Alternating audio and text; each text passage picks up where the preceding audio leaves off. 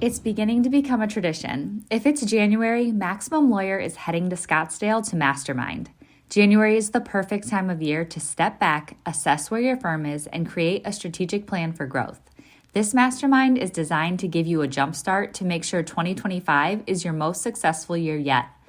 Our day-and-a-half events combine business training and hot seats.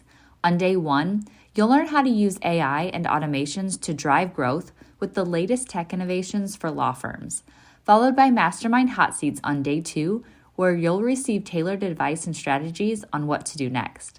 You'll walk away from this event with an action plan created from personalized solutions that you can implement immediately. To learn more about this event and grab your ticket, head to maxlawevents.com.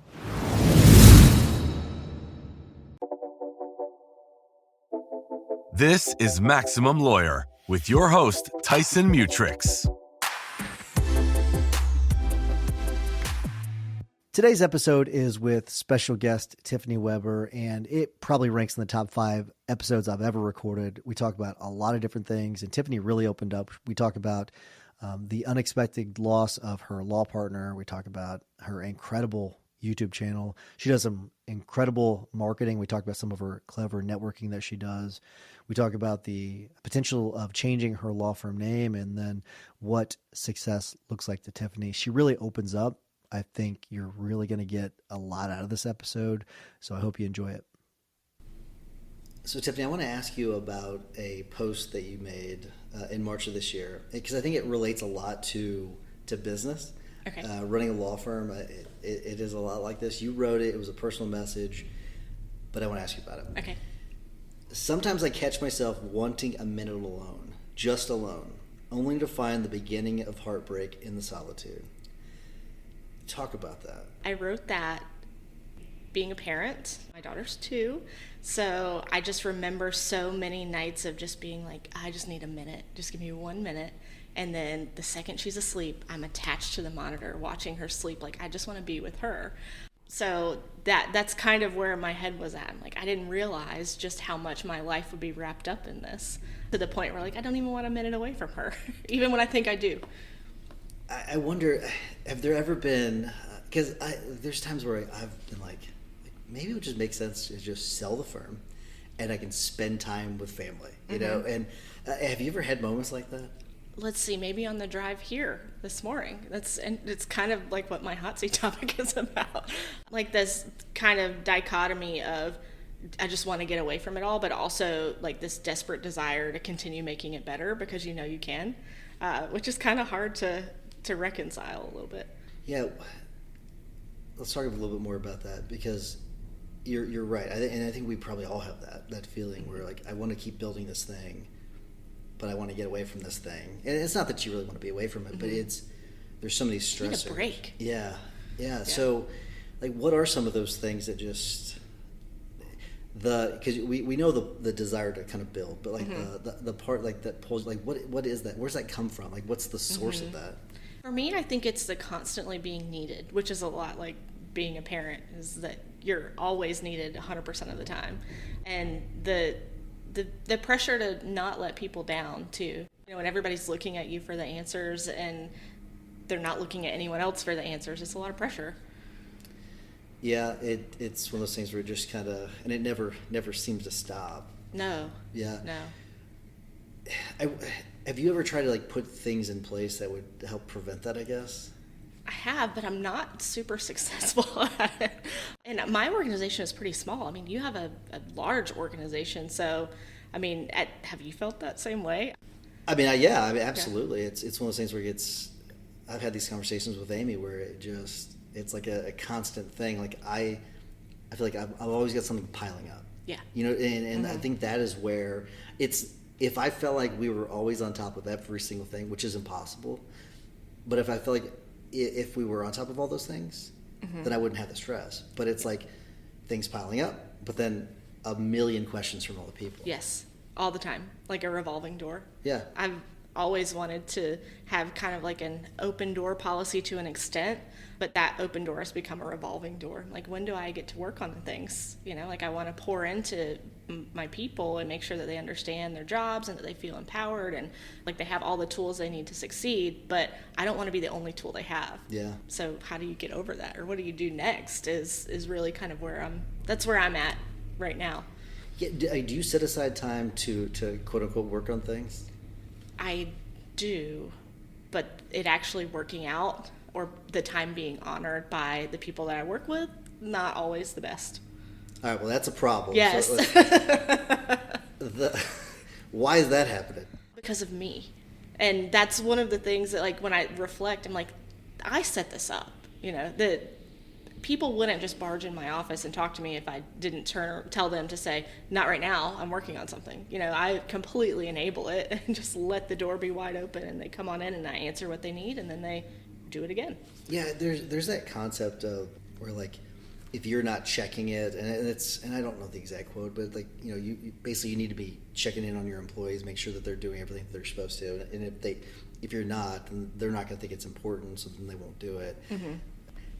I think it's similar to like whenever we put rules in place, and you know, people are supposed to follow them, but then if we don't follow them, mm-hmm. no one will follow them. Mm-hmm.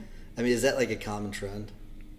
It is in my firm. It is with respect to like me, or giving myself time to do it. I want our time to work. I mean, like, I feel like our team is like really respectful of each other's time, but I have not put any sort of boundaries in place to protect my own. So I'm kind of just like you know, it's, you take the idea of wanting to be kind of like a servant leader, of like not wanting to be like high up in a tower and want to be available to people, and then just take it to the extreme. That's kind of where I'm at right now. So Ashley Smith and I, we were talking yesterday about this, and we were talking about the line. There's like a line, right, between mm-hmm. you and your employees, and it can get blurred, and when it gets blurred, it's kind of a bad thing.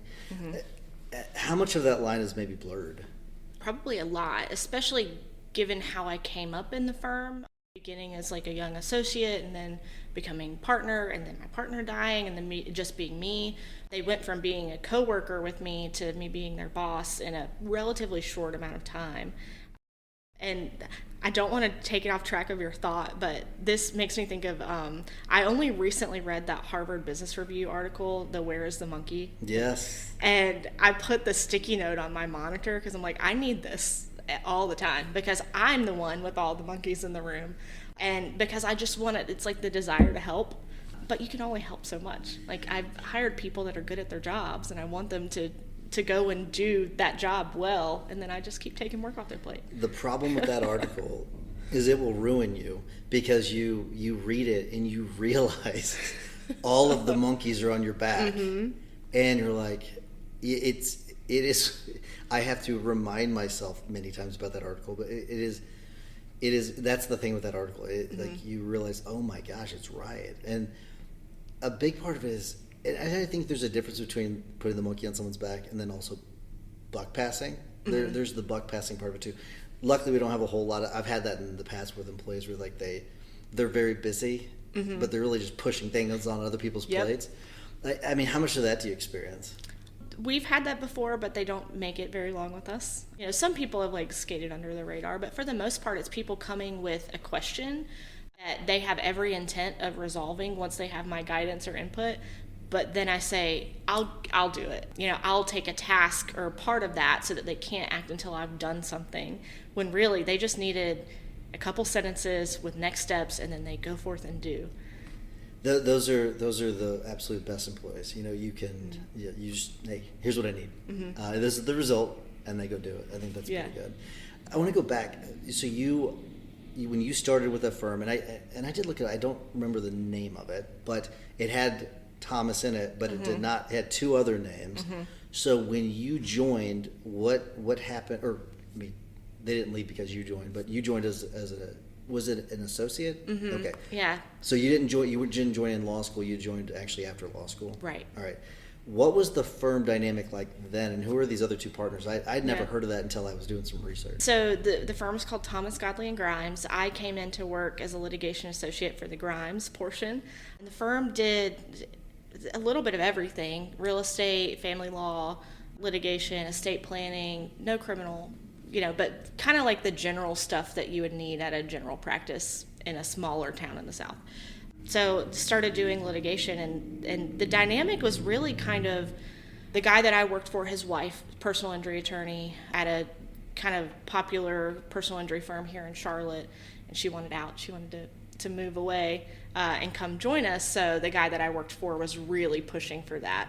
And ultimately, the outcome of that was that we decided, rather than bringing in more practice areas, we were going to go the opposite way and just focus on our own.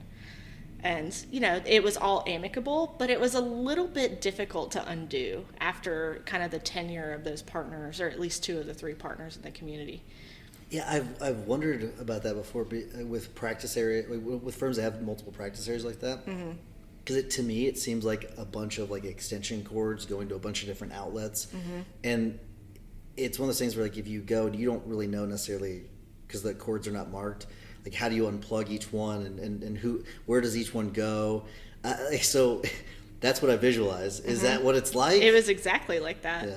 Even just down to like the software that you use, because in real estate you have to have a certain type of software that only does real estate. So then you're looking at multiple practice management softwares and having to look a bunch of different places for conflicts checks. And really, like, the deciding factor for it was that we were doing well in real estate, which we were of course happy about, but we were conflicting out so many family law cases. So, we've done like 4 or 5 real estate closings for a couple, and then they want to get divorced. Now you can't represent either one of those in a family law case. Wow. So it's like, man, if we're doing well, but it's hurting team members, something's not working right here. Like, this maybe isn't the best way for us to set this up. Yeah, I'd never thought about that. That's got to be a massive problem with general practice firms. I mean, I think so. This is the only one I've ever been part of, so I can't necessarily speak for the others, but it was really a big problem for us. So, as an intern or anything, did you work for another firm? I worked full-time during law school at Electrolux, which is here in Charlotte. I guess I should mention that's where we're sitting when we're recording. People probably can figure that out. So I worked in the corporate world, and I thought I was going to stay there after graduation. But then a merger we were working on got nixed by the DOJ, so I had to look elsewhere. Yeah. All right, those are drastically different positions, right? You're going from that corporate world over to, which is like, was it in-house counsel, I guess? Yeah, that was the plan. Yeah, so to a small firm. Yes. Different lifestyles completely. What drew you to that firm? Well, I don't know that it was necessarily specifically the firm. It was a job in a law firm that I was after. And I did not go, working full-time and living in Charlotte at the time, that really the only way to do that was to go to Charlotte School of Law. And it doesn't exist anymore. So as you can imagine, the reputation for students from Charlotte School of Law was not great. Never mind you that I didn't have to go there. It was the best thing for my family at the time. Right. So you can't be like, well, if I would have worked on time, I would have just taken the spot at Chapel Hill, or I would have just gone to Wake Forest, but it didn't work out for my family. So the job prospects were honestly not very good. I remember meeting with, there's a partner at a big law firm in Charlotte who had known my mother-in-law and said, yeah, I'll meet with Tiffany, I'll talk to her. And he told me that the best I could hope for, because of where I graduated law school, was to do document review my whole career. And that pissed me off. And I said, okay, I'm going to show you. So really it was just I wasn't so much attracted to the firm. It was, okay, this is my leaping point. We'll see what happens there. And if I have to make a move in a couple years, great. But I didn't necessarily have it in my sights that, like, I'm going to end up owning this firm, or I want to become partner at this firm. I wish it was a little more romantic than that, but it's not. There's a couple places I want to go with this. Let's go back for a second, because the job market, so you graduated in 2016, is that right? I graduated December 2015, and then February 2016 bar. Okay, so you became a lawyer, I guess in 2017? March 2016, I guess. Okay, March 2016. Yeah. My math was off a little bit. But, so the market was not good at the time. I remember that. So 2017 is whenever I started law school, and I do remember, like, all they talked about was how bad the market was. I wonder how that's guided your decision making. I think maybe I've always been a little bit too optimistic. So I'm not sure that it did. Maybe it should have, but I've always kind of had the bet on myself mentality, like I'll make something happen. So it didn't really. Interesting. So you learned no lessons from that then? No. There's nothing wrong with that. So sometimes we do that, especially when you're at that time in your career, right? You think you're going to work in the corporate world. Mm-hmm. You're not going to be running your own firm. So your mindset is not, okay, this is what I would do if I were running a company. Like it's just it's a different mindset. And you end up joining this firm, and my question I wanted to ask you was, like, why'd you stay there? Stubbornness, a little bit. So my husband has been an entrepreneur since like the day we met, really. So he was running his own business. It was a gym, and naturally at the dinner table we're talking about ways to make the gym better. So I was a marketing major, so I had a little bit of the bug, and just seeing how few systems the firm had in place, how much opportunity there was, I saw it as an opportunity for myself of, okay, I can come in, and if they're open to my ideas, I know that I can make some things happen. I know I could grow our market share in real estate, or I know I could help estate planning become more efficient. And it was just kind of like sheer force of will of like, I'm just going to keep trying until they listen, and if they never do, then I'll move on. But they did. So then I kind of got some momentum and was like, all right, I'm making a change here. I'm making this business a little bit better. Let me learn some more and just see how much further I could take it. Where does that come from? I understand that feeling. It's almost like cleaning house in a way, where like you see this mess, you're like, I gotta clean that up, kind of thing. I guess where does that desire though to kind of fix things and make it better? Where does that come from? That's a great question. Maybe oldest child syndrome of like, wanting to take care of things. And I don't know, I guess I've also always been like really like pattern and detail oriented, and like wanting things to make sense, be orderly, and when they're not, it's almost like a compulsion of like, how do I make this orderly? Yeah. So I guess maybe that's it. How does that affect your leadership now? Well, sometimes you have to take a step back from the systems a little bit and look at the people, which I am only really maybe the last year and a half, 2 years learning to do. And I've, like I mentioned earlier, like the sheer force of will, just trying to make things fit even when maybe they don't. And sometimes that means like parting ways with people that you really adore and maybe have been with the business a long time. But when you look at like the growth of the organization and what you have to do to serve your clients well, maybe they don't fit in that. Or sometimes you maybe have overlooked someone that you assumed wasn't a good fit, but they actually work perfectly within a system that serves your clients well. So I don't have that figured out, but it's something I've been learning recently. I'm curious why, because I'm very similar to that. Like my focus was, okay, client experience number one, right? And then to do that, it's systems, right? And so that was like where all that came from. And for the longest time, I was ignoring the employees. I mean, not completely ignoring them, but like how important they were to everything. Yeah. And like I've learned they are everything. Yes. Right. The systems are fantastic. It's great, but it's the actual employees are the most important part. So I wonder what led you to that conclusion. It unfortunately was seeing that again, people that I adored were really not doing the best job for our clients. That I liked being around them. I thought they were awesome. But when you look at their skill set and their track record of like not meeting certain expectations, it just wasn't going to work. It was kind of the heartbreak side of that, of knowing that, gosh, I really like all these people personally, but they just can't get the job done the way that we want to do it for our clients. But there's also wiggle room in there that you've got people that maybe don't perfectly fit the system, but they're just a wizard on the phone, or like they're excellent at making people feel heard, or just making them feel like they had the best real estate closing experience on earth. So you got to give them a little bit of room to do that. I mean, like there's some magic involved as well if you let it happen.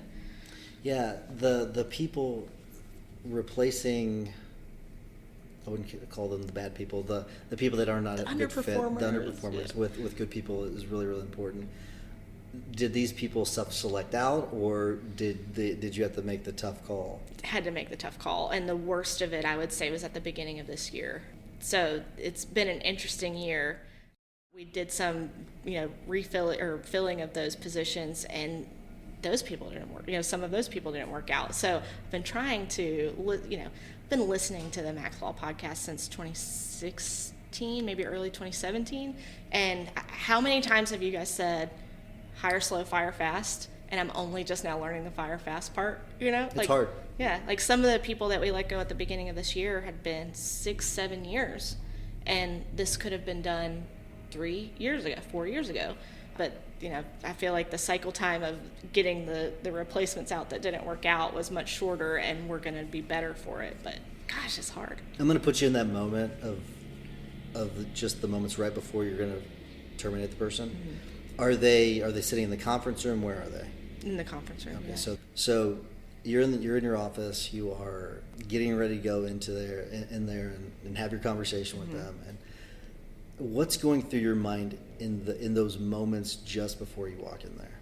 Aside from get your heart rate down, it's the reminding myself that if I don't make this decision, if I don't go through with it, then the rest of the people working there that have been picking up the slack will continue suffering, because they already have been by this person being there.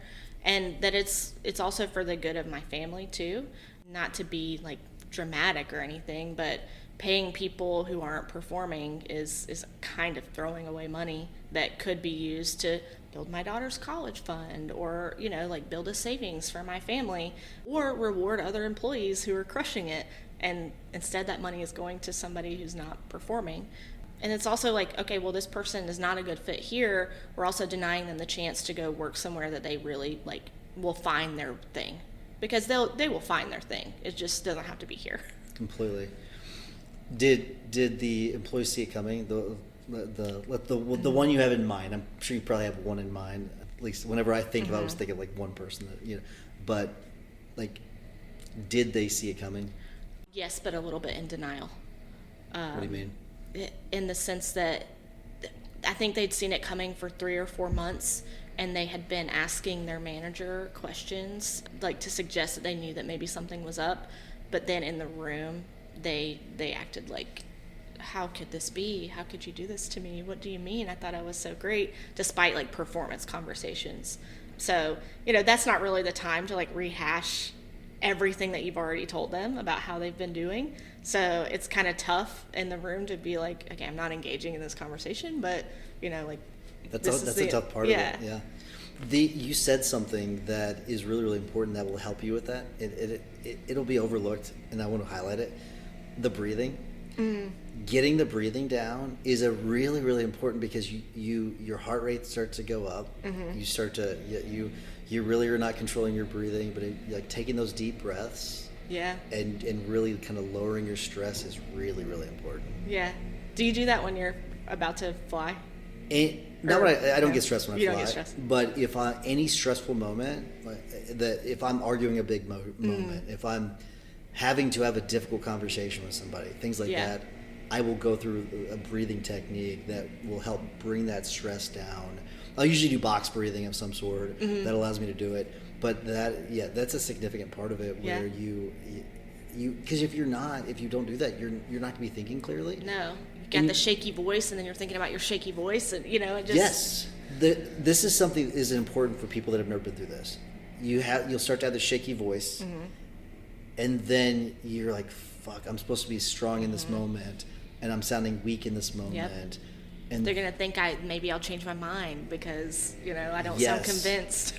And the voice is wavering, so they're wavering a little bit. That is such an important part. Yeah. Just to understand that that's what's gonna happen in the moment. What would it take to convince you to sell your firm? Other than money, so so the number's right. Okay, so it's the right number, but other than money. I think there are some personal goals that I will have wanted to meet. We're about to open our 3rd office. I've got some market share in mind that I feel like would, it's not excessive, but it would feel really meaningful to do. But I think also I'd have to mentally be in a spot where I'd be ready to try something new, because I don't think if I were to sell the firm, I think I'd be done with law. So you would step out. I wouldn't go work for someone else. So I would either have to be ready to tackle a new practice area, or move to another state. There'd have to be some big catalyst, be done with law, totally switch practice areas, move to a different state, move to a different country, something like that. But if I'm staying in my town, then, you know, it's probably me being like, okay, I'm ready to try to go like teach a business law class at a college or something. I like teaching. I like helping people understand, like in our practice areas, they lend themselves very well to like educating. So like the whole closing process is like a mini seminar. And I really like that. That's the thing that makes me most excited to do the job. So I think if I were to stop practicing law, I'd have to like go into some sort of, I would think higher education probably, but probably something like that. Or if the YouTube thing continues, I'd never want to consider that as like a real possibility, but I'm being confronted with the fact that it might be. I want to ask you about the videos. So let's get into that, because your videos are fantastic. They are really, really good videos. I can't take all the credit. I've got to give my husband credit for that, but well I do have to talk. You're an essential part of it. You're the one that's talking. You're the one that's on camera.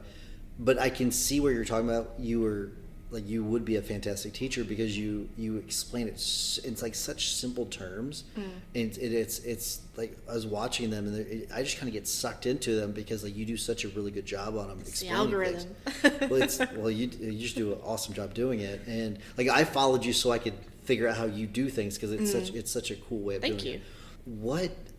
What got you into doing those? Well, we started because we were getting so many of the same question. It was really just kind of like save our sanity a little bit of, you know, when you get asked what is the due diligence fee for your, 900th time, you're like, if we just had a video on this, that anytime someone in our firm got this question, they could just send the video, it's going to save a lot of people a lot of time. So we just started doing frequently asked questions. And then from there, people started noticing them and saying, oh, that was really helpful. I used it when I was teaching they're a broker in charge, and they taught their agents with that. So we realized it was actually helping some people, and so we continued to do it. And it took a long time before we put dollars behind it, but eventually we did. And, we will take turns doing that or not doing that. But it was really just out of necessity to save ourselves some emails and phone calls. Was the firm doing the videos before? No. So this was something new to the firm entirely. Mm-hmm. And they came kicking and screaming. Did not want to do it. So they were completely against it. Mm-hmm. What convinced them? My husband, really. He had just sold his gym and made a tidy profit on it, and he had grown it through video, among other things, but one of the biggest things was video. And because they knew about the transaction, they're like, how did he grow it from this like little tiny gym to, nothing huge, but enough to make it so that he didn't have to work for a couple of years if he didn't want to. So they started talking to him about his strategies, and they're like, well, what do you think you could do for us that didn't involve a camera? And he's like, probably a lot of things, but you asked about what worked best for me, and this was it. They're like, but we're lawyers, we can't do that, we're different. The same thing that you've heard a million times. And he's like, well, what if you're not different? Like, what if you just committed to 8 months of this, and we just see what happens? And if at the end of 8 months you're not satisfied, just don't ever do it again. Was it really 8 months? Yeah. Why did you pick 8 months? Because he felt like by 6 months they'd start to see some momentum, and then they wouldn't want to stop. Gotcha. He was right. But they did not want to do it. Really, the main thing, they were like, well, what are the other lawyers going to say? I'm like, well, good thing the other lawyers are not our clients. So it's interesting you said it, because I asked Paul Yokobitis about haters. Those are just haters, right? Mm-hmm. That's what they are. So I wonder what their mindset was on that, and what your mindset is. Clearly, mm-hmm. They're afraid of the haters. They were afraid of the haters. I don't know if you were, but what at the time that you wanted to do these videos, mm-hmm. and your husband wanted to do the videos, and I don't know, maybe you didn't want to at the time, but I guess what was your view? Mm-hmm. Were you afraid of people, what they were going to say? A little bit, yeah. And I didn't necessarily want to do the videos. I wanted to grow the business, and I wanted to show that something new could help the business rather than only doing things the old way. Like, let's do a mix of both. So the videos were just like, okay, this is one of the tests. We'll try this, and if it works, awesome. Yeah, I was a little bit afraid just because it was something I'd never done before. I'm like, I don't want to look stupid. What if I say something wrong? Well, the great thing about a camera is that if you say something wrong, you just pause or start over or cut it out. Like it's really not that deep. What was the plan for you to be in the videos from the beginning, or were you going to have the other attorneys too? The plan was not for me to do it in the beginning. At first it was only the partners, and my law partner that passed away, he was probably the best on camera, but he was not excited about it. He was one of the main ones that was like, I've done all of my business through going to the chamber meetings and, networking events. I'm like, awesome, you don't have to stop doing that. This is just another thing we're trying. He really didn't want to do it, but he was the best. So the other partners were like, oh, you're actually kind of good at this. So then he got all, pumped up, and he's like, okay, I'll keep going. But the other two really struggled. I mean, they really struggled. And like the guy that I came in to work for, awesome litigator, but he thought every video had to be like a movie montage. He had a background, and like he was a producer on a movie once, and everything had to be a movie montage. It was just like, that's not really what we're doing here. So what does it take to be good in the videos that are required for us? Because it is different. It's not a movie. Yeah. But what is it that's required? I think it's a not even an expert level on your subject matter, but an ability to break down what could be a difficult concept very simply. And that's about it. And being willing to press record. I don't think it's overly complicated. Sure. I mean, I guess if you want to like make video your whole thing, you have to have some charisma and, not be afraid to stumble. But really at the very basic level, I think it's just being able to simply break down concepts and being willing to show up and do it. And that's like the baseline. Yours are very expertly done. And so I want to ask you about that too.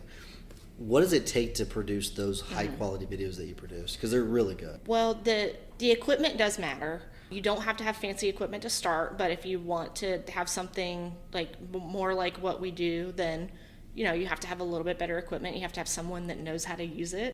Someone that, like, when it comes to editing, knows how to color grade, knows how to make the audio just right, knows how to employ graphics tastefully, so not being constantly graphics, but also having right visual aids. So my husband is kind of a jack of all trades in that sense because he loves learning about it, but it's kind of rare to find that all in one person that you also get a deep family discount on.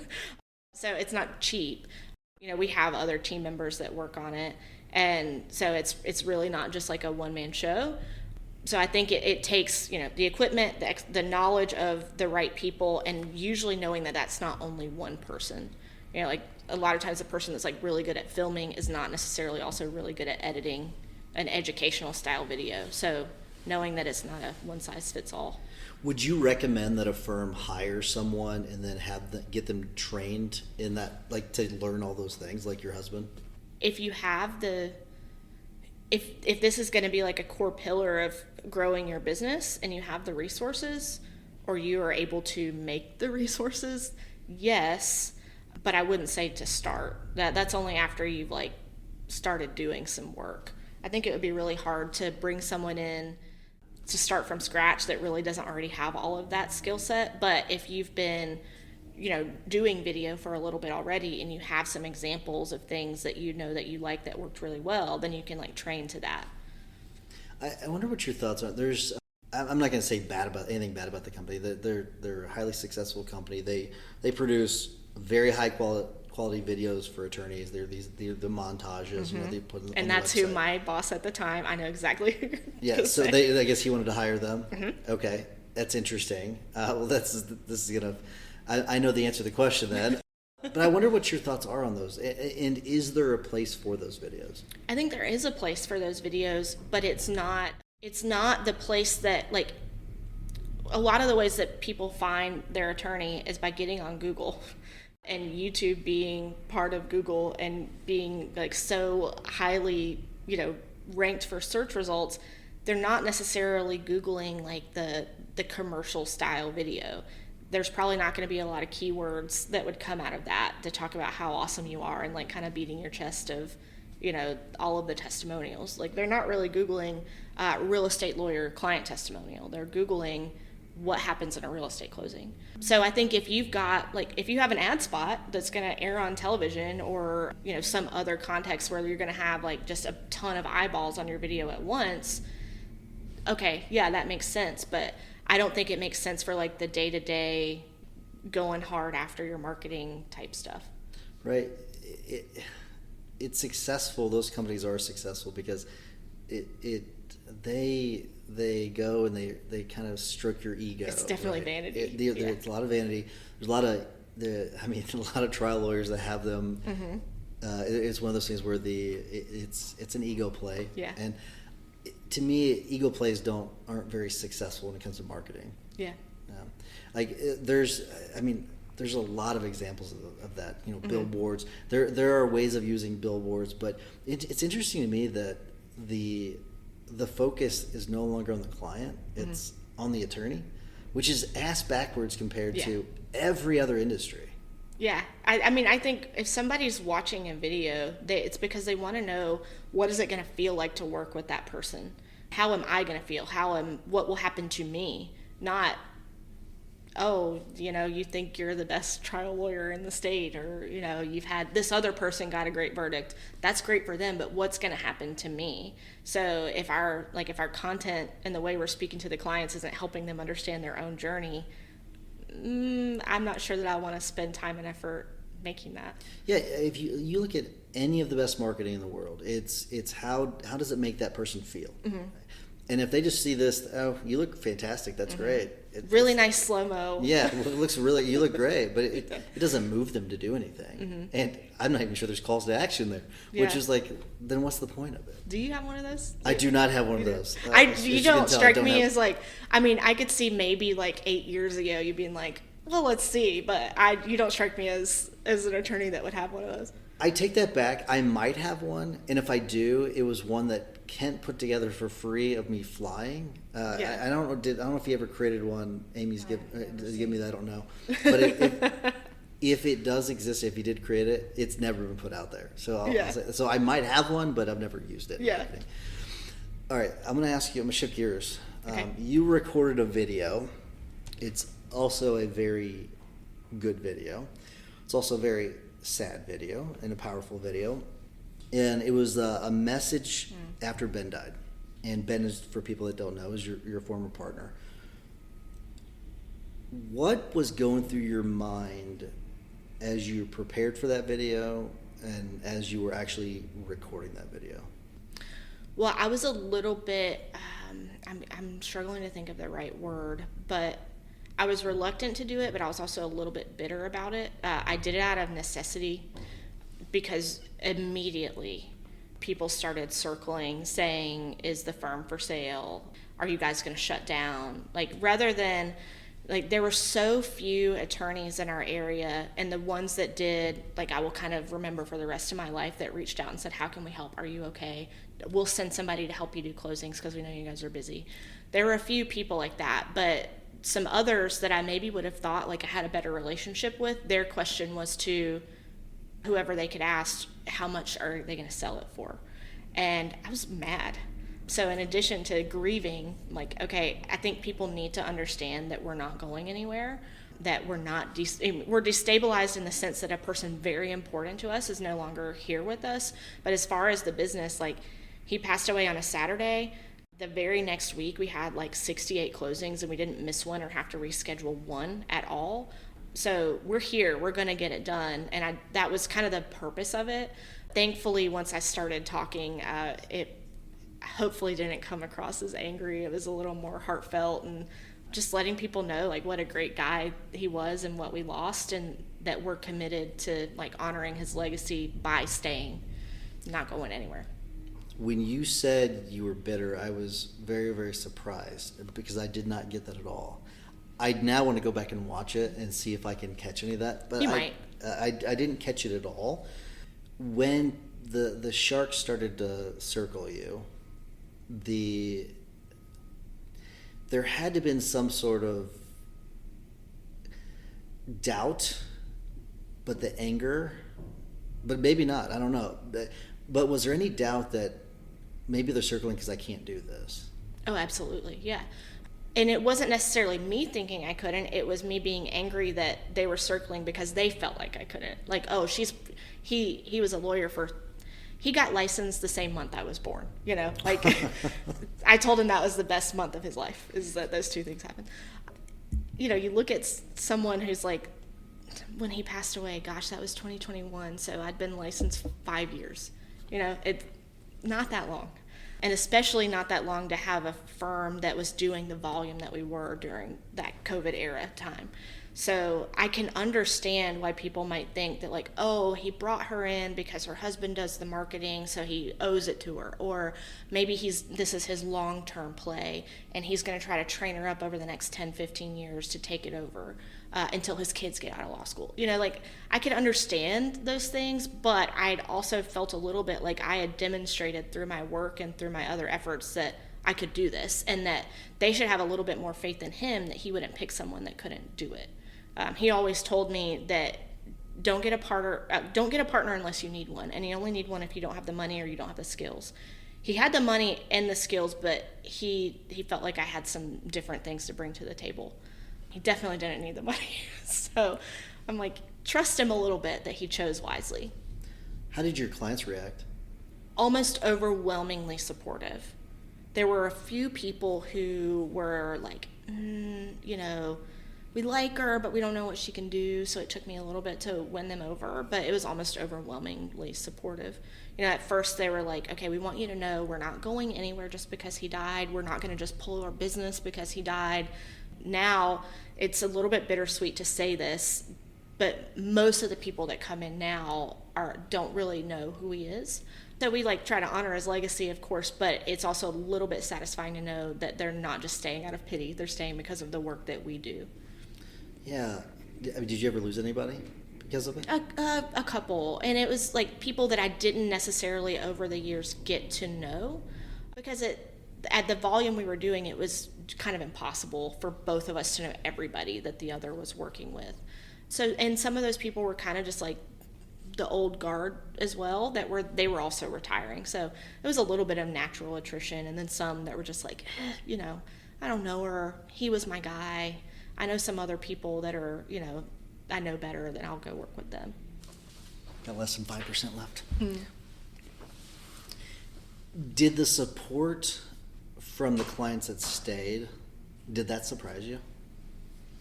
A little bit, yeah. I think I think back to the moment when I found out, and we were actually on the way to go get dinner with him. So I'm like, you know, like put my shoes on. We're going to go meet them for dinner. His wife calls and she says, I'm just letting you know that I found Ben unresponsive. And she paused. And I thought the next words were, we're on the way to the hospital. But the next words were, and he has passed away. So I just sit down in my closet. I yell for my husband and he comes in thinking that I've like broken something. And I said, what are we going to do? Like I'm like, how do we do this without him? First of all, how completely unfair that this is real life, but what do we do? Like, I have no idea how we're going to keep up this volume, how I'm going to continue without my like North Star. So, you know, I say all of that to say, yes, I was a little bit surprised because I had no idea what would happen and where it would go. Did you ever consider selling? No. Why not? Stubbornness, because I knew I could do it. So it was, if the option to buy out the estate share was not going to be one for me, I was going to start over. It was either I own that firm or I own another firm, but I was going to do it myself. Interesting. If the sharks had not circled, so you don't have that element, do you think that you still would have wanted to buy the firm or buy out his share? Mm-hmm. Yeah. Why is that?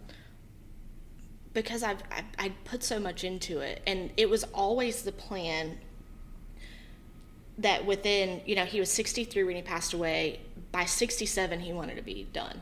You know, he had at one point he said 70, but he was like, okay, you're picking this up pretty quickly. Like, I just want to be able to be done and like putter around, come in when I want to, and then see my children through to getting out of law school. So the plan was always between us that it would be me. And I also felt a little bit of like, this is what we had talked about, I'm going to honor what we had agreed to, which was I'm going to run this place in a way that would make us both proud. So no, even if they hadn't been circling, I was going to see it through. Now that you've owned the firm for 4 years, is that right? Three and a half. Well, we started in 2020, so I was part owner, and then sole owner 2021. So 3 years sole owner. His expectation to kind of what I would have heard called being in the owner's box versus being in the C-suite. So he's just he shows up whenever he wants. Gets his kids through college. Do you think that that's realistic now? I'm struggling with that currently, so I don't know. The way our business is set up, I couldn't just putter around. But I think it's doable to get to a point where the owner of the firm doesn't have to be so ingrained in the day-to-day that there's more flexibility. So I think there's maybe a happy medium between the way the firm is currently operating and then the vision he saw for himself. To me, it seems really difficult to separate whenever you have lawyers, and I'll just say this: professionals in general, whether you're a doctor, an accountant, lawyer, it's really, really hard to take that professional and then out of the C-suite, we'll call it, and into that owner's box completely. And you may disagree with that, you may agree, I don't know, but do you think it's possible? And if not, though, if you're more on my side, where I think I don't know if it's impossible, but it's really, really difficult. Why is that?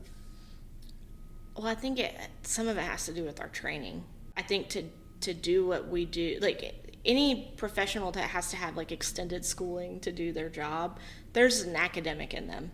There's a desire to learn. There's a desire to to be able to explain or understand the world. And I think at a certain point when you stop doing that, I think that's why a lot of professionals, when they stop doing their thing, they get ill or, their health takes a turn because they're not challenging, they feel like they don't have their purpose or they don't have the thing that's challenging them anymore. So I think that probably has a little bit to do with it. Maybe I'm wrong, but I think some of it's how we're hardwired to try to understand the world through academics. Sure.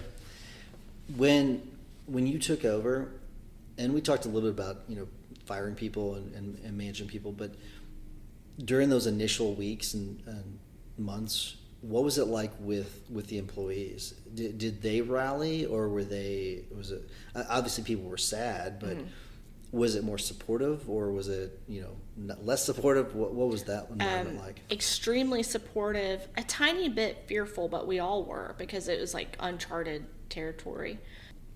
They had confidence in me, but at the same time, he was the money man, so we had to make sure we kept revenue coming in. So they were just a little bit uncertain as to what's the long-term play here. In the short term, everybody was extremely supportive, worked their tails off. I look back and I'm kind of shocked at what we were able to accomplish, and to be able to proudly say we didn't have to cancel or reschedule, or we didn't miss a beat. And it's all because of them. I mean, there was no way that I would have been able to solely do all of those closings by myself if they weren't doing everything else. I mean, they just had it all covered, and couldn't be more thankful that they did that. Were there any detractors? Anyone that left? Not immediately. Yeah. Did they ultimately end up leaving because he was no longer here, or was it other reasons? There was one person that left. He had been kind of protecting her for a long time. Good at, those people that are extremely good at their jobs, but really not good with people. And she'd kind of run off some really good employees over the years.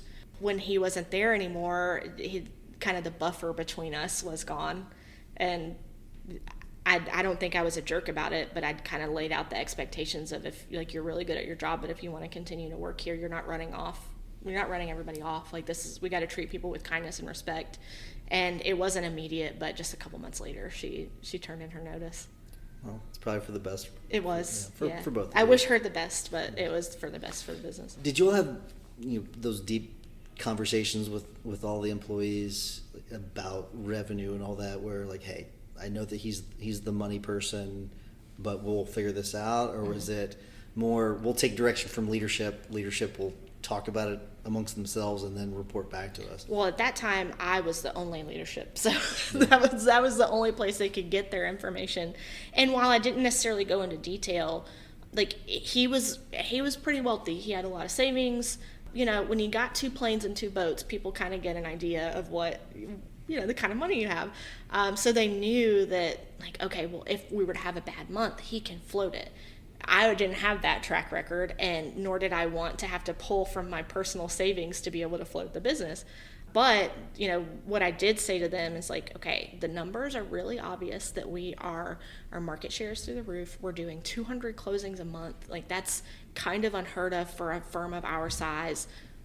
Money is not an issue. So if you're worried about will the firm be able to pay you, that is the last thing you need to have on your mind. What we need to be worried about is we need to make sure that we have enough attorneys to do the closings. And right now, one attorney can't do 200 closings by themselves. So that kind of helped calm people down about that, like knowing that we're not looking at layoffs, we're not looking at like pay cuts or anything like that. Like, everyone's going to be fine making their money. Why haven't you changed the name of the firm? Well, lately I haven't been thinking about it. At first, it was for the sake of like stability and the optics in the community. He was kind of like a well-known attorney, philanthropist. Like, a lot of people knew his name. So if I had changed the name immediately, I think there would have been some backlash. So at least for like a year and a half, 2 years, people were like, I'm really glad that you've kept the name. And now that we're getting to the point where we're like, okay, so you're a Webber. Who is your husband Thomas? Is your dad Thomas? You know, like, that's what people are asking. And I'm realizing, okay, like, the name still means a lot to a lot of people in the community, but it's not necessarily that's why they're coming.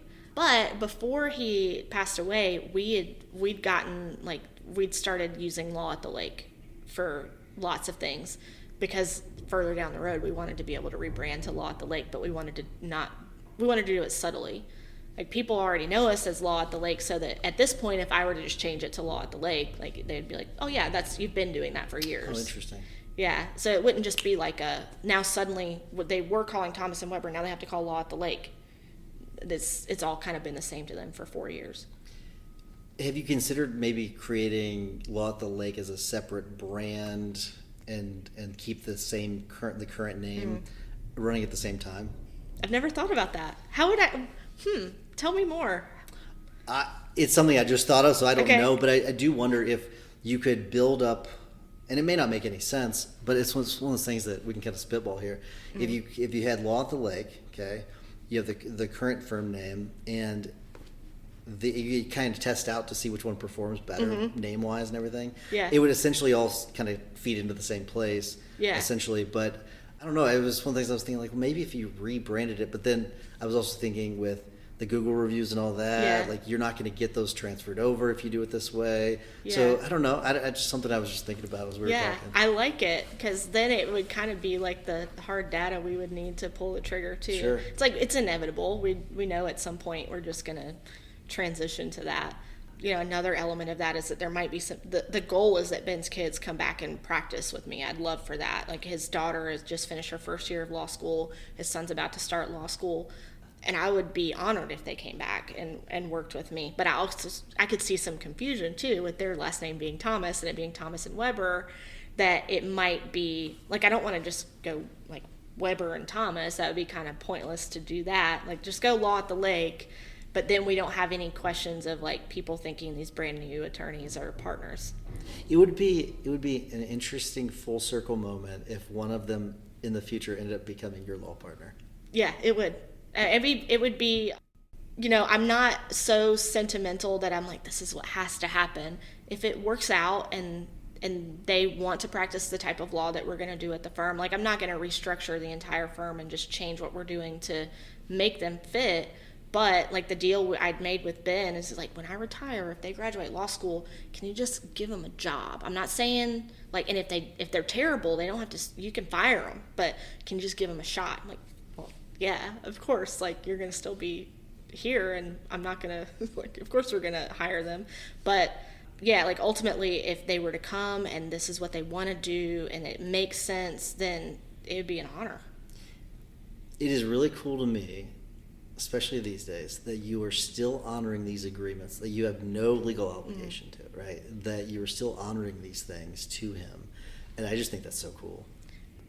I appreciate you saying that, but not to get like too insanely deep, but I grew up without my dad in my life, and Ben he stepped in as like a mentor to the extreme. There were times where he'd be like, just give me your dad's number. I just want to call him and tell him what he's missing. And for someone that grew up without their dad in the home and like doesn't have a relationship, to hear words like that, it makes you believe in yourself. And so I owe a lot to him. I know a lot of what I've been able to do is because I've tried and worked at it, but he's given me so many opportunities. Like, my husband and I named our kid after him. Like, her middle name is his middle name. Like, he's just a very important figure in our lives, and just a genuine good person that changed the trajectory of my life. So it's kind of the least I could do, I think. Have you thought about what your life would have looked like if you had not joined that firm?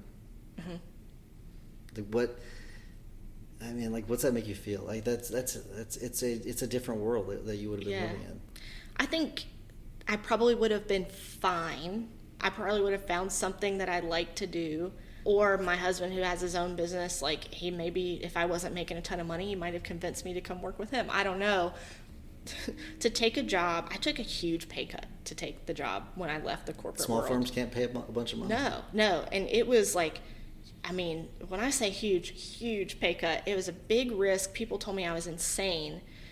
But if I hadn't done it, I never would have met Ben, and I wouldn't have this firm that like gives me so much joy most of the time. What I'm talking about really is the element of the confidence that he instilled in you. Yes, I imagine that's had a significant effect on your ability to achieve success. Mm-hmm.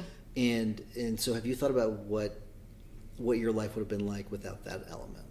Yes, and I think it would probably have the most to do with the risks that I'd be willing to take. I've always been ambitious, and hopefully not blind optimism, but with the optimism combined with that, I do think I would have found something meaningful or successful to do, but I would not have been nearly as risky.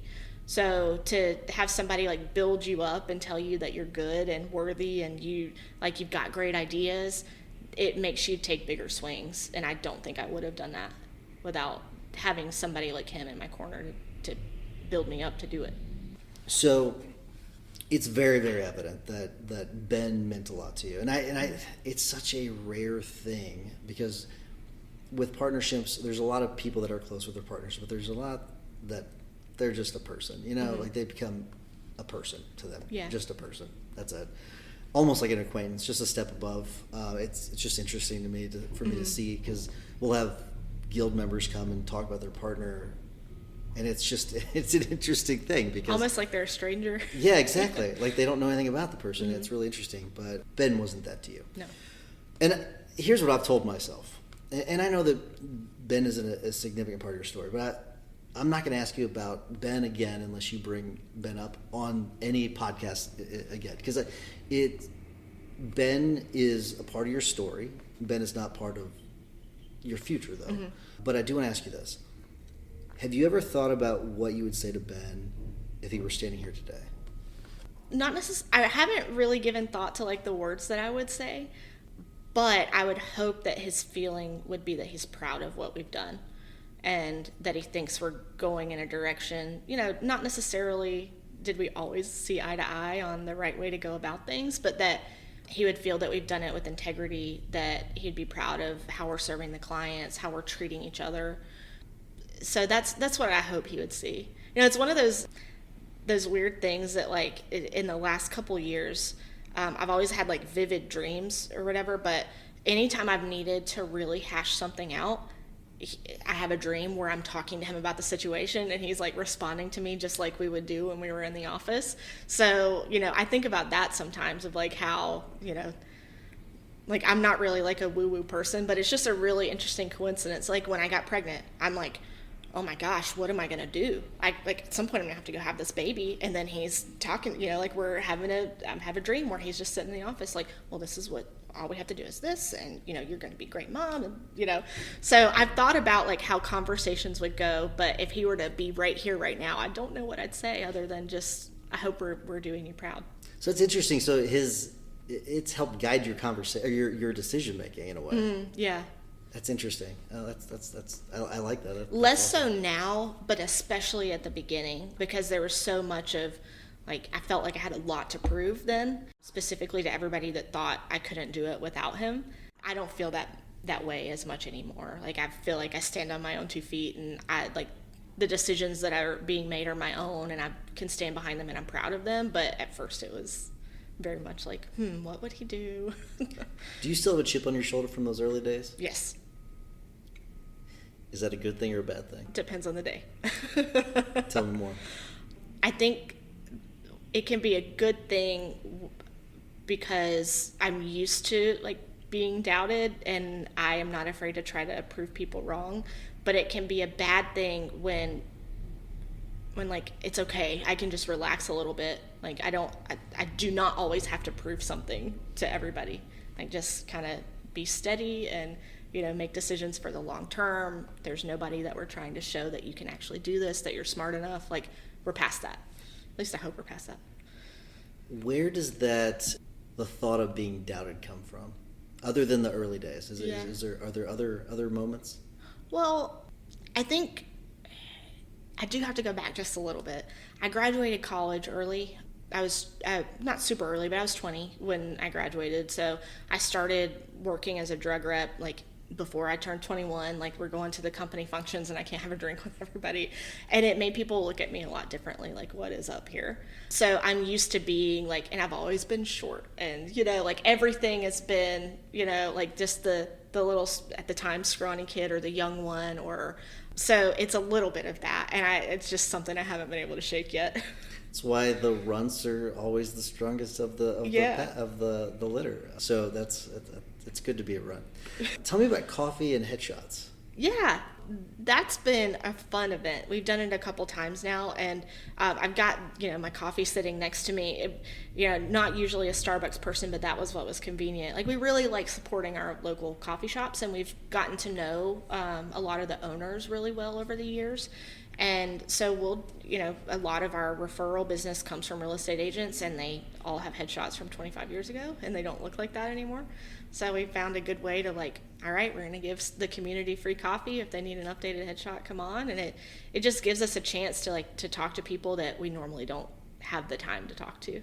It's such a cool idea. Do you limit what coffee they can get? Because some coffees are like $6, $8. Well, no, we've had a couple people that have come, like if they come with a truck, then, they'll do a limited menu, but others it's just been wide open, but it's only a couple hours. So we just budget for it. Like whatever they want, they get, and that's fine. Because the value of us getting to talk to them and then them walking away with something that's meaningful and useful to them, they can have as much coffee as they want. People love coffee. It's an interesting thing because we send donuts to the school, things like that for the teachers. But the thing that they always talk about is we had a coffee truck show up and that's awesome. And it was funny because it was in the middle of the day, and we were trying to work out all these logistics with them, and it was really simple. They just showed up right after drop off, and they figured out this schedule for them to all come out at certain times. Yeah. But that's the thing. Like they tell me, like that's the number one thing that they always love. I think it also shows like the effort that you went to. There's something, the logistics mean a lot to them because It wasn't like, it's cool to send treats, but you sent a business to them, and that stands out, I'm sure. Yeah, and you do there's that local element too that you do get to support them. I think that's cool too, where you're kind of tying all those things in together, and it's an incredible marketing tool. It's a great idea. I may try to steal this, but I don't do it. I'll have to hire a photographer to do it. Well, one time we did. We have a guy that used to work for my husband. He was more photography than videography, so we hired him to come do the headshots once. So we don't always do it ourselves. It's interesting. So Amy has figured out how to do headshots with photos that our employees have sent to us inside of Canva. Cool. I don't know how she does it. I'm gonna have her teach me, and Yeah. we're gonna do it as like one of the Saturday episodes. But it's really cool. But it was it's just something different from outside the box, but it's related somewhat. But that's kind of cool what she's doing. I like that. Is Bride's Cake Bluebell ice cream still your favorite? Yes, it is. Okay. How much research did you do? Just a little bit. A lot. So can you find it? Yes. So there was like a time period where I couldn't find it for at least a year. But now it's back in stock. They even have like the miniature sizes. It is my favorite, but nobody else in my family likes it. So like if I can only get the big ones, I just have to commit that like I've got to make sure I finish this in a timely manner. But it's so good. Have you ever had it? No. I'm vegan now, so I can't have it. Yeah. Okay. But it sounds good. Yeah, I mean it's like the like almond amaretto cake pieces. It's stupid good. I love anything that tastes like wedding cake though. Wedding cake's good. Yeah. Well, you guys want to get married again? Let's do it. Absolutely. You know, at our wedding, I actually didn't get my food. It was actually, I was saying thank you to everyone, and like they took, I didn't even get to eat my food. Oh my gosh. It was crazy. Your annual checkup, the legal version, are you still doing that? Do you remember that? Yeah. Okay, what is that? So at the time, we have a more focused version of it now, because at the time when we started doing that, have you ever seen, what's the guy's name that interviews all the hip hop artists? I'll send you a link. You're really putting me in mind of him, because he finds like the details that like the artists are like, how do you know that? Like, I don't know how you know that. So the level of detail you went to is really admirable here. But at the time we started doing that, we had multiple practice areas. So we were asking like, have you gone through a separation or divorce recently? When's the last time you've looked at your estate documents? Has anybody in your family had an injury? You know, we're asking them comprehensive stuff, but now that we're focused more on real estate and like about to pick up we've been doing estate planning, just not advertising it.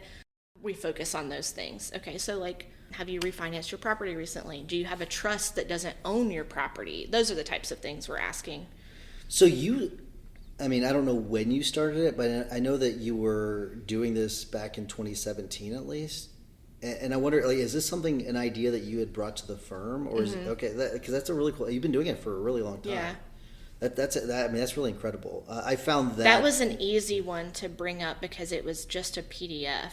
Like some of the other ideas I'd had, they were like, I don't know, is that going to cost money? I'm like, I've already made the PDF. It took me 15 minutes on a Saturday night. Like, you're not paying me for that time. So that was kind of one of my easier ways to try to start introducing things. It really is I think it's a really cool idea. It's something that many people could do. It might be a little bit more applicable to general practice firms where you could do all those different things, but you could do easily with estate planning. There's a lot of things you could do. It's also, I guess any firm could do it. What you could do is do this annual checkup with all you could offer it to people on social media, but also past clients. I could do like injury clients, and who knows, it might be a way you can give it to a referral partner. In case a referral partner, I mean, maybe they got another car. Oh yeah, you were the firm that hopefully they do remember us, but maybe not everybody's going to remember you. So I do think it's an interesting way to kind of bring them back into the fold. It's a cool idea. I saw that and I was like, oh, that's really neat. It's like we've got our email list. We might as well use it for something. And it's also something that you could market to where, like, people talk about the importance of like a checkup with your doctor, where you make them realize the importance of having like checkup on legal stuff too. So I think that part's pretty important. The last thing I do want to talk to you about is the future of your industry and where you see your firm fitting in it. So have you thought about that? What's that look like? Yes. So North Carolina, I don't want to assume what you're talking about, but real estate closings are going more digital. You know what I'm talking about. Yeah, I thought that maybe was where you're going. So North Carolina had passed, we're the first state to do an electronic closing, which a lot of people don't know. But the thing that North Carolina's been doing is that the notary still has to be physically present with the signer. So you're doing everything on a computer, but the notary still is sitting next to you. So it's like we almost went we almost got it, but didn't quite go far enough. So North Carolina finally got on board with e-notary. The rulemaking was supposed to take effect July 1st, 2023, and then it got pushed to July 1st, 2024. And here we are, rulemaking still not done. But in anticipation of that, all of our team e-notary certified. Like, I'm sure it's like this in a lot of other states where attorneys don't have to take the notary course. Same here, except you do have to take the e-notary course. We knocked all of that out as soon as we knew it was coming, and we've got all of the software necessary to be able to do e-closings right now. We're just waiting on North Carolina to say go for it. So and I've mentioned this before, like, I don't want to just sit back and let things happen to us. I want to be ready for it, and like, I don't want any lag time. So we're ready for it from that aspect. But one thing that I think we haven't quite figured out yet is the changes with the NAR settlement. It's been like all over the news with, just the way that real estate agents get paid going forward. And I think what it's going to lead to is a lot more unrepresented buyers and sellers, which puts a lot more work on the closing attorney. So I think that we have to come up with a way of, all right, how do we provide the services that these people need without becoming de facto real estate agents, but also making money for it? Because it's going to add, 45, 50 hours of work to a real estate closing for an unrepresented person compared to a lot less than that for a represented person. So we haven't quite figured that out. Like, there's some other law firms I've seen where they're offering like concierge services for buyers and sellers. But figuring out that line of like, how far do you go? Like, we're not going to be setting up your inspections for you, but you're going to need help getting under contract. You're going to need help negotiating repairs, etc. And how much of that do we really want to be involved in? Is there a concern that maybe the real estate companies, the national real estate companies, would just hire in-house attorneys, and then they kind of like that concierge service where they would just kind of fold it all into that, and then you've got a group of attorneys sitting in, I don't know, Utah or Arizona or Michigan, wherever, and they've just got this massive, group of people that are just doing all these closings around the country? Maybe. I mean, it's definitely possible, especially in the states where title companies can do the closings, because you'll have a title company owned by the real estate company, and then the real estate company also owns the mortgage broker, and so on and so forth. We have a little more separation here, and the legislature hasn't shown any indication that they want to change that anytime soon. But I think probably the bigger issue is that agents they don't want to work for free, and the situation right now is kind of pushing them into situations where they might have to, or they're just not getting as many clients as they currently are, and we're not in the best market anyway. So I think what's probably going to happen with that is that you go to more of a flat rate piecemeal type of representation where, like, a buyer's agent is like, okay, you can pay me $850 to see this many houses, and then if we get under contract, it goes up to X amount. Or, if you want me to do this, to at least give buyers a better idea of what they will actually be spending, or, sellers as well, but they're just not going to get as much as they did before the settlement. Where are the opportunities for the firm in it? I think probably in that stepping into maybe that concierge, hold your hand through the transaction. All right, you've got your inspection report back. What do you do now? Does the seller have to fix everything? If they don't, what can you do? How much money do you ask for? Helping with negotiation for those parts of the transaction where we never would have been involved before. Providing referrals, or, I guess we could be the ones setting up their appointments, but it would be a non-attorney, customer service support type role, doing all of those things. But it's tough because it wouldn't be cheap. What does success look like for you over the next 3 years? So we're opening our third office right now. So success for us would be flagship location in Mooresville, averaging 125 closings a month, and then each of our satellite offices 50 closings a month each, and that would be success for us. An attorney running each of those satellite offices, 2 of us in Mooresville. Thanks, Tiffany. Thanks.